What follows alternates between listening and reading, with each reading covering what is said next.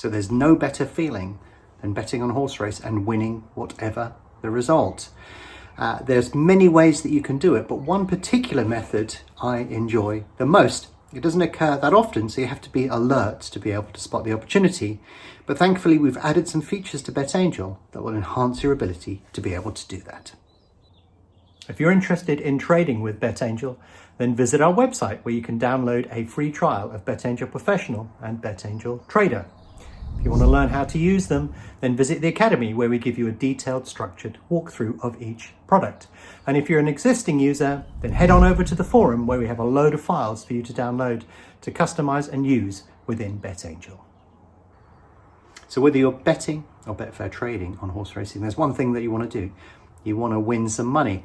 And there are many ways of doing that, especially if you're Betfair trading. However, there are some strategies that are really, really simple that work incredibly well. The only problem we have is that they come around at irregular intervals. They don't occur every day, but they do occur reasonably frequently, and you have to just be switched on to be able to spot those opportunities.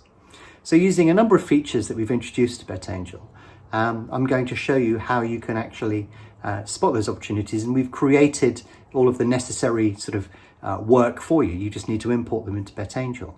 But what we're talking about here specifically are jockey trainer gambles, and there are variations on this, but typically, when a jockey wins a couple of races, then everybody will start betting on him on the next race.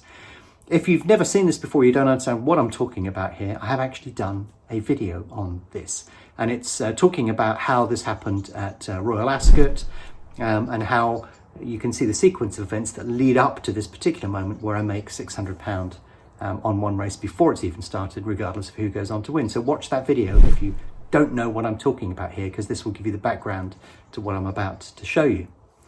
But in the latest version of BetAngel, what we've done is we've combined three different features that will enable you to be able to spot this opportunity. So whether you're at your desk or not, BetAngel will be collecting the information, which you can display at the click of a mouse, and that will give you an indication as to whether the potential for this sort of opportunity is occurring. And the great thing about this is it can run alongside all of the other stuff that you're doing as well. So let's have a look at how we achieved that now. So you can see we're looking at BetAngel Guardian here, and BetAngel Guardian allows you to do a whole load of many different things. But what you can see that we've done here is we have 3 new columns that have appeared within Guardian. We have created these ourselves. And these are highlighting the winning jockey from a particular race, the winning trainer, and the stall draw. The first race at Worcester that we put this on today, you can see Ben Jones was the winning jockey, Philip Hobbs was the winning trainer, and of course there is no stall draw because it's a jumps race. However, the first race at York, you can see Tom Marquand won that from stall 7. And the reason that we're displaying this information is so that you can actually see if there's a trend that is developing during the day. So a certain stall's winning. Is it the low or the high part of this stall draws are predominantly performing well?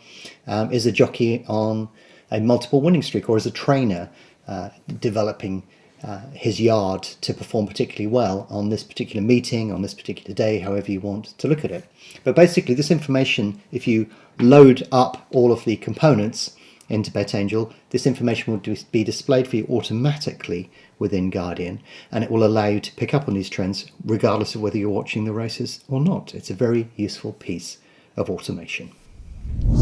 So I'll discuss how this was set up and how you can use it as well. But the important thing to notice about automation is you're not limited to just one rule. You can actually run multiple automation rules.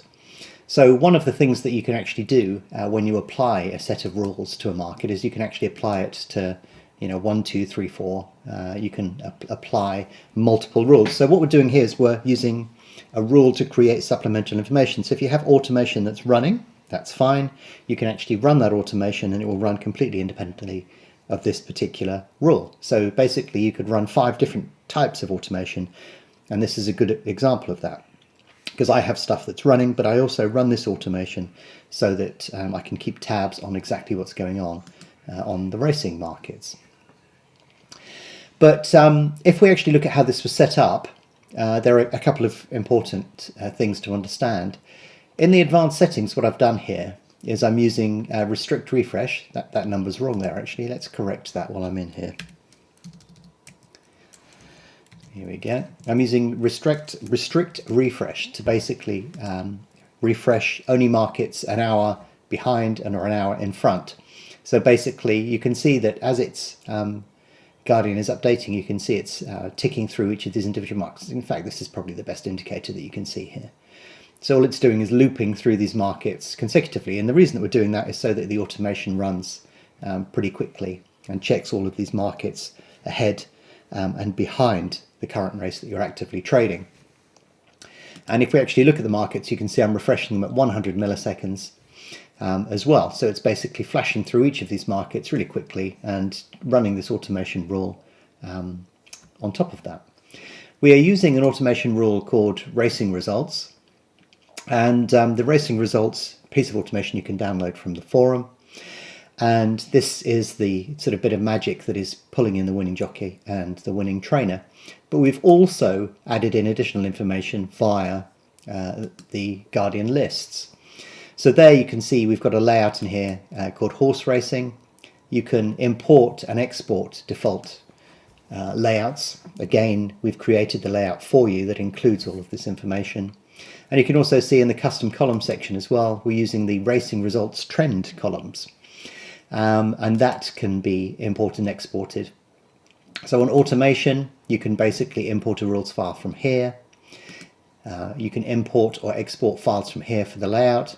And for custom columns, if you go into edit custom columns, then what you can actually do is you can import and export from here. So there are 3 separate files that you need to import here: the custom columns, the layout, and also the automation. But once you've combined all 3 of those, and you've set it up in a similar manner to which I have here, then all of this is ready to run for you. It's just a question of going to the forum, downloading these files, importing them into Betangel, and you can have a screen that looks very, very similar to what you see here. So the thing that is pinning all of this together is the automation. We have the racing results trend. And if I click on edit the rules file, I'm not going to talk you through all of the detail here specifically. I just bring this up on the middle of the screen here, simply because as we create more complex rules and I introduce you to more complex rules, it's going to take a lot of time to talk through each individual component. So I suggest I'll talk you through basically what it does, but if you want to look at it in great depth, then download the file, have a play with it yourself, is what I suggest. But fundamentally what it's doing is it's looking at the odds within the market. It's running that during the in-play period, and then what it's actually looking for is when the winner, or a horse of some sort, trades at 101, and that allows you to identify that that is the most likely winner. Now we do actually have additional columns and information here talking about the photo finish. I haven't included that simply for the case of simplicity on this video. But it does create additional information around a photo finish, because of course there could be the situation where a horse wins and it goes to a steward's inquiry, or there is other stuff that happens, or there's a photo finish which may negate that.